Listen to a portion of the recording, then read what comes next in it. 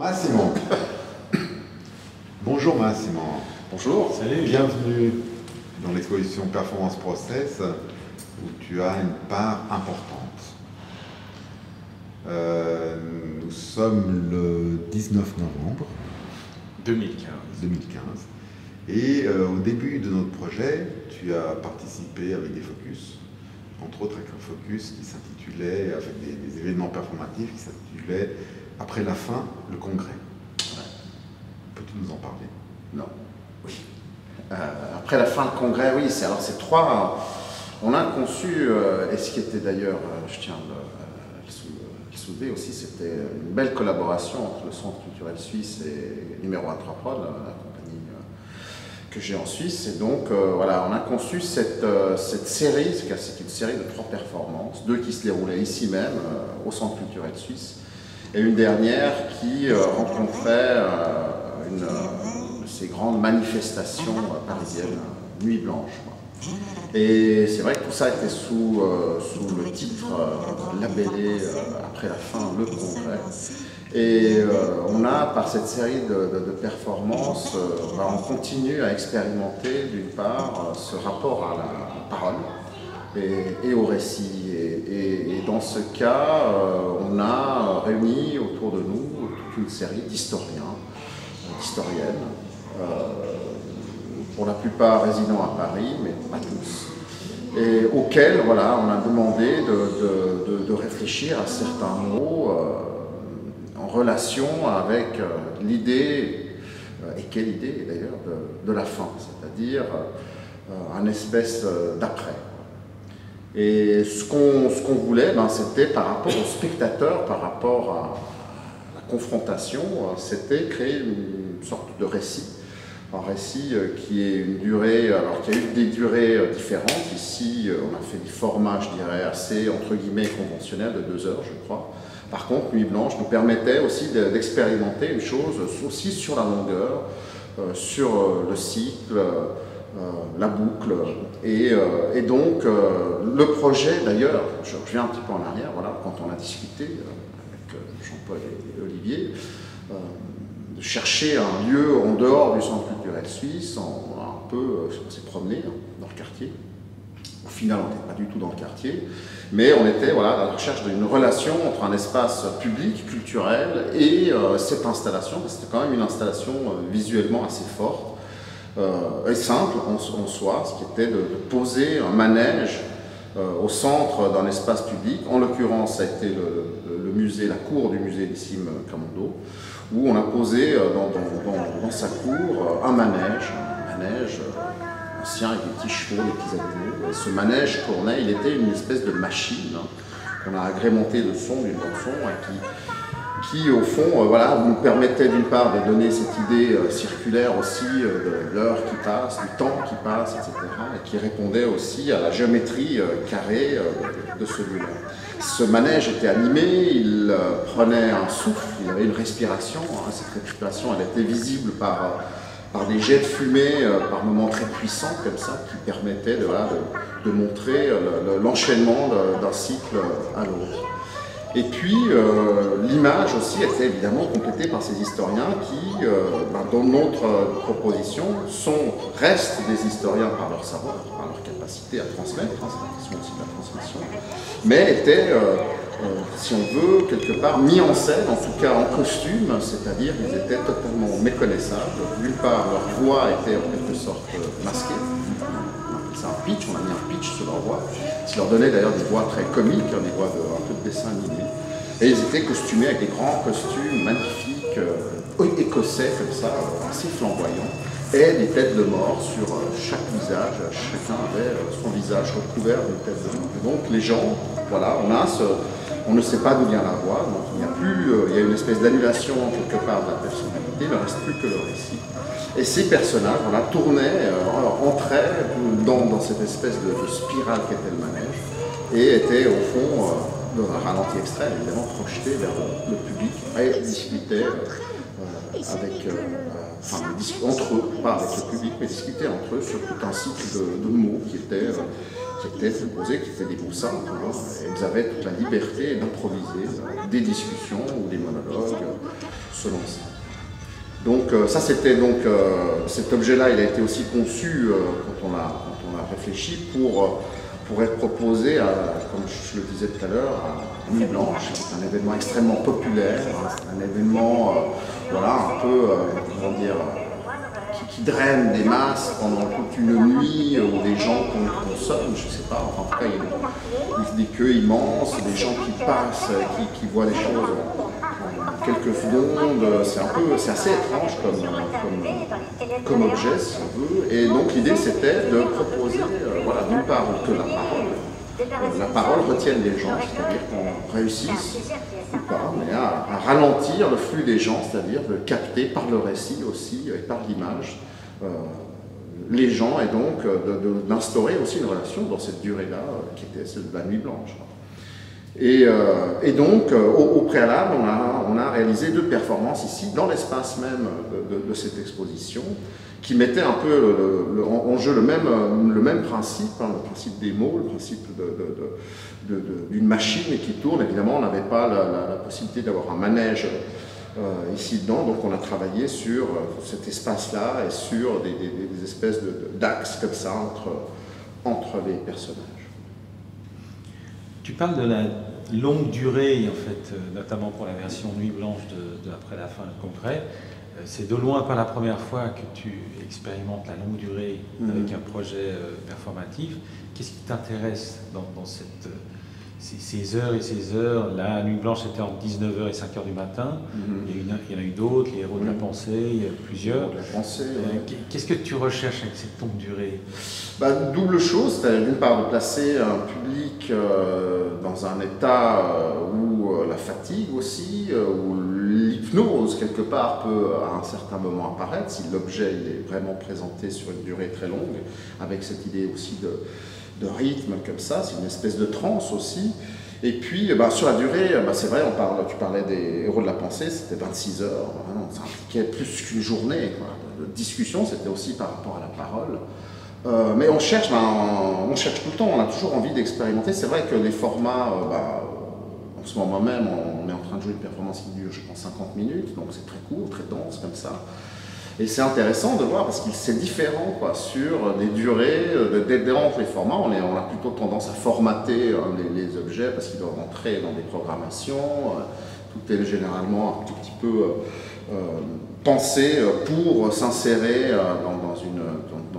dans une machine qui est la machine du spectacle vivant, etc., etc. Je pense que c'est intéressant de ne pas se poser cette question-là de comment insérer, mais au contraire de penser à un objet aussi dans sa durée, parce que c'est une des dimensions qui est quand même assez fondamentale. Hein. C'est pas la même chose pour un spectateur. Alors il y a le travail du spectateur, ça implique un travail pour le spectateur encore plus grand.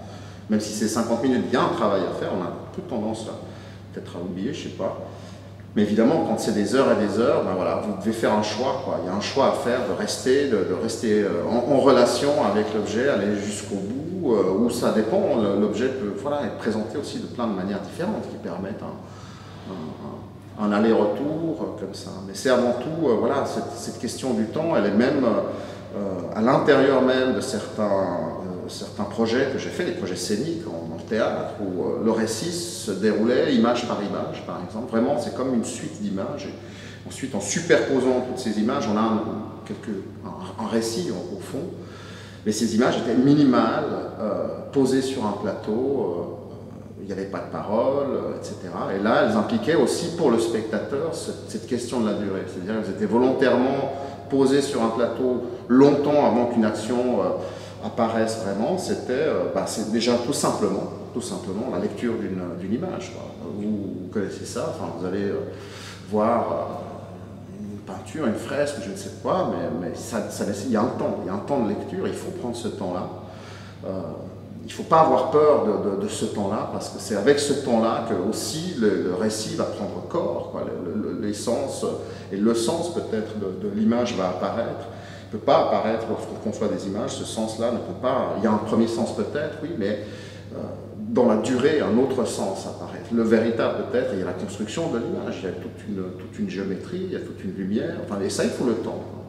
Et donc, il faut affirmer aussi parfois cette chose-là, quitte évidemment à mettre le spectateur en crise qui est plutôt habitué à avoir du changement, toujours de l'action, des coups de théâtre, des trucs, etc. Moi, mon propos était vraiment différent. Ou sur une seule action, là, je sais pas, on va le foot là. Voilà, c'est posé, c'est comme ça, on sait ce qui va se passer, mais il faut le vivre quoi, pour véritablement ressentir la chose. Mais c'est, voilà, on a une image qui s'installe, un personnage dedans, ça dure 2 heures. Et c'est ça, c'est que ça. Et pourtant, là-dedans, il faut un temps aussi pour que, au fond, à un certain moment, se convoquent certaines idées, certaines sensations, certaines émotions. Tu mènes en parallèle, en fait, je dirais, deux types d'actions. C'est-à-dire, il y a des performances en solo. On parle du foot, on présente dans l'exposition les documents qui suivent les matchs de foot. Il y en a un sur le foot, un autre sur le fameux traversée de la piste de l'aéroport. Dans ton focus, on a montré une des dernières qui était la traversée du tunnel du Grand Saint-Bernard, par exemple. Et d'un autre côté, tu mènes en parallèle des grosses pièces, des pièces de théâtre. Même dans le domaine de l'opéra, quelque chose. Comment tu gères ces deux parties de ton travail? Je les gère pas, enfin, c'est aussi je les provoque par contre. Après, j'essaie de les gérer comme je peux, mais il y a la question, je dirais, d'une part autobiographique, c'est-à-dire un travail sur la mémoire, un travail où je me penche sur certains moments autobiographiques qui sont d'une banalité absolue, mais dans lesquels je vais aller essayer de trouver quelque chose qui va être transmissible et qui peut, le tunnel par exemple, a priori, le tunnel au fond c'est une question sur l'identité, ça traverse Suisse-Italie, toutes ces choses-là. Alors je ne sais pas, peut-être il y a un lien dans des projets solo, plus sur la question de la mémoire autobiographique et des projets collectifs, même si ce n'est pas exclusif, dans la mesure où je ne pose pas de règles, et si j'ai l'impression que dans mon travail, il semblerait y avoir une règle, je vais faire en sorte qu'elle soit démentie par le projet. C'est peut-être ça la stratégie aussi. Mais pour revenir à ce travail solo, il est peut-être on peut l'identifier à une chose plus autobiographique.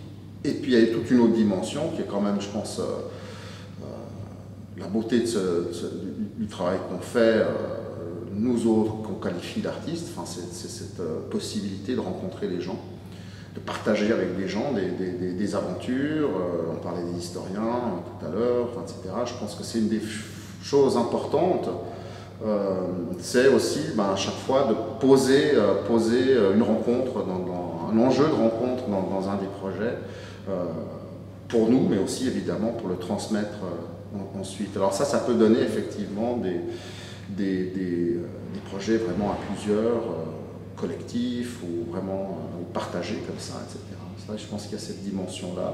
Même si dans les projets solo, évidemment, il y a toujours une question de rencontre, qui est ailleurs, qui est plus dans le faire de l'artiste, comment l'artiste va pouvoir traverser un tunnel ou une piste d'aéroport. Il y a toute une question de rencontre aussi. Comme on est dans un projet qui s'intitule Performance Process, prenons un petit moment pour parler de performance. Tu as une formation d'artiste plasticien, tu as développé ton parcours par la performance et le spectacle, mais alors au point où tu en es, quelle est ton approche de la performance, de ce terme, ce médium performance qui est à la fois complexe et très ouvert? C'est très complexe, très ouvert. Je pense qu'on peut passer une semaine, d'ailleurs, les chercheurs passent des semaines à essayer de définir ce terme de performance sans véritablement y arriver, ce qui est super intéressant, qui rend la chose encore plus attirante et tout. Je sais pas, c'est un territoire un peu, peut-être un territoire, je parlais de rencontre tout à l'heure, je pense que c'est un territoire où se rencontrent déjà des disciplines, des actes qui peuvent au fond avoir des liens avec d'autres territoires comme ça, je sais pas. Après, la question des règles, ça va se faire qu'une seule fois. Enfin, il y a toutes sortes de définitions. Moi, je le dirais très sincèrement, je m'en contrefous.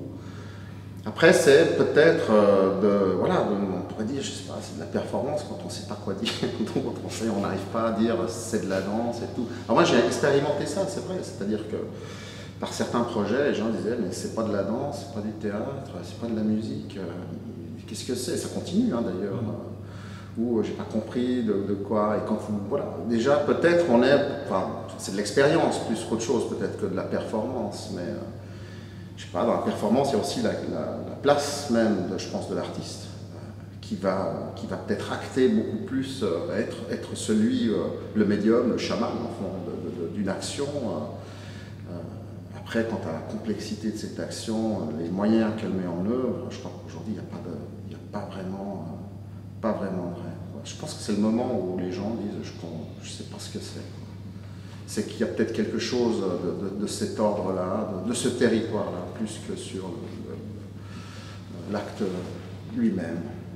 Mais évidemment, dans mon travail, entre mettre en scène un opéra, où on peut clairement m'identifier comme metteur en scène, ou effectivement courir sur la piste d'un aéroport, évidemment, déjà, je pense que c'est la relation entre ces deux objets peut sembler très énigmatique, et pourtant ils sont générés au fond par la même personne. Évidemment, dans celui d'une course, courir tout simplement, que ce soit dans un tunnel ou sur une piste d'aéroport, c'est pas de la danse, mais moi je pense que ça en est aussi peut-être. Donc voilà, bon. Mais là on est certainement sur un territoire, et d'ailleurs quand on l'a fait, voilà, les gens étaient très déconcertés par cette action-là. C'est-à-dire un gars qui court dans un aéroport, qui convoque une mémoire, mais bon, il y a tout un processus là aussi pour arriver à ça, toute une idée aussi là derrière et tout. Donc c'est beaucoup plus difficile à définir qu'est-ce que c'était cette chose-là, elle prend sa forme d'ailleurs, plus dans la durée. C'est-à-dire peut-être maintenant, plus de 10 ans après, peut-être qu'on arrive peut-être mieux à la cerner, à lui donner une définition que sur le moment même, alors que si vous faites une mise en scène d'opéra, évidemment, il n'y a pas ce délai-là qui va courir. Je veux dire, une réaction du public qu'on a souvent, c'est le public est impressionné des projets un peu fous que tu fais, le fait de réaliser des rêves. Il y a le côté réaliser des rêves, quand on le dit, voilà, il joue là, dans ce stade, il est en train de jouer dans, je sais pas, Stade de France, Sode, il a eu le Stade de France. Il a réussi à fermer le tunnel du Grand Saint-Bernard ou à pouvoir couvrir le long d'une piste d'aéroport, pas un petit aérodrome, un vrai aéroport.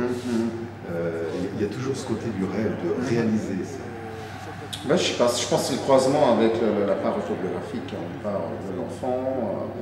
Ensuite, quelque part, je pense que le fait de la transposer, de la poser sur un nouveau territoire, ça engendre ça. Au-delà de ça, je pense que vraiment dans le travail, si je devais le définir, je pense qu'il y a la part de l'artiste, parce qu'on ne sait pas donner d'autres étiquettes au conduit d'artiste. Moi, j'en sais rien, c'est pas mon problème, mais c'est peut-être dans le processus même, je pense, on parlait voilà, des rencontres et tout, dans le processus même de création, cette question de la rencontre, c'est-à-dire comment moi, dans ma fonction, parce que j'en ai une, sociale, je peux agir, comment j'arrive, est-ce que c'est possible, enfin, c'est important en même temps qu'un artiste réussisse à fermer pendant 1 heure, faire fermer le tunnel du Grand Saint-Bernard qui lie la Suisse et l'Italie, qui est un axe prioritaire et tout. C'est, je pense, important cet acte-là de pouvoir dire un artiste arrive encore à agir. Et pour ça, il faut, voilà, c'est vrai qu'il faut avoir envie de partager quelque chose avec quelqu'un, mais que ce soit la direction du tunnel du Saint-Bernard, justement. C'est super important. Il y a aussi cet acte-là, qui après, effectivement, dans sa réalisation, les gens disent, mais comment est-ce possible? Alors qu'au fond, c'est pas si compliqué que ça. Ça peut l'être parfois, mais il faut aller, l'artiste qui va aussi socialement tisser des liens pour essayer de provoquer quelque chose. Alors effectivement, après, sur mon travail, sur cette part autobiographique, effectivement, ce sont des lieux qui ont tous du sens, qui sont tous reliés au fond à mon imaginaire. Et évidemment, ça convoque à un moment donné, en particulier peut-être la question du football, lorsque tu es seul dans un stade, c'est que les gens projettent un truc complètement fou, un truc qui est totalement jouissif, qui en fantasment quelque part et tout. Et évidemment, c'est important aussi de présenter ce côté complètement un peu irrationnel, disproportionné. Massimo, on parlerait pendant des heures, mais là on va s'arrêter. Un grand merci de continuer à nous faire rêver. À bientôt.